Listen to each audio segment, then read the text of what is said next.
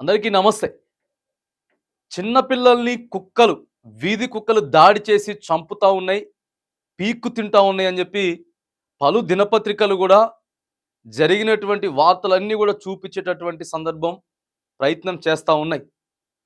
తాజాగా నిన్న హైదరాబాద్‌లో గూడా 18 ఏండ్ల చిన్న పిల్లోడిని వీధి కుక్కలు హతమార్చినాయి. హాస్పిటల్‌లో చికిత్స పొందుతూ చనిపోయిండు. ఈ నేపథ్యంలో మరి చూడండి, ఒకవైపు కుక్కల దాడులు జరుగుతా ఉన్నాయి, చిన్న పిల్లలు చనిపోతా ఉన్నారు. చూడండి మహాప్రభు అని చెప్పి మొత్తుకుంటున్నటువంటి సందర్భంలో ఎన్నో ఛానళ్ళు ఇగో ఇట్లా ఈ వేదికలు ఏర్పాటు చేసుకొని మాట్లాడుతున్న సందర్భంలో మరి ఈ ఘటన మీద ముఖ్యమంత్రి రేవంత్ రెడ్డి స్పందించాడు. ఇలాంటి ఘటన నాకు చాలా బాధగా అనిపించింది. ఇక ఇలాంటివి జరగకూడదని చెప్పి అధికారులు చర్యలు తీసుకోవాలని చెప్పి ఆదేశాలు ఇస్తా ఉన్నాడు. భవిష్యత్తులో ఇలాంటివి జరగకుండా తీసుకోవాలి.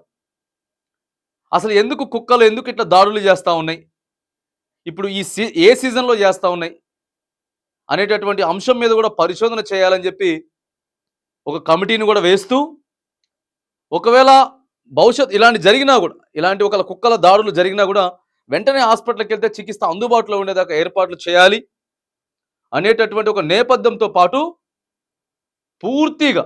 పూర్తిగా వీటిని రూపుమాపేయాలని చెప్పి అధికారులు కూడా ఆదేశించడం మనం చూస్తా ఉన్నాం. ముఖ్యమంత్రి గారు మంచిదే, కానీ మంచి నిర్ణయమే తీసుకున్నారు. ఎందుకంటే పసికందులు రోజుకి పలు ఘటనలు కూడా జరుగుతూ ఉన్నాయి ఒకే దగ్గర కాకుండా.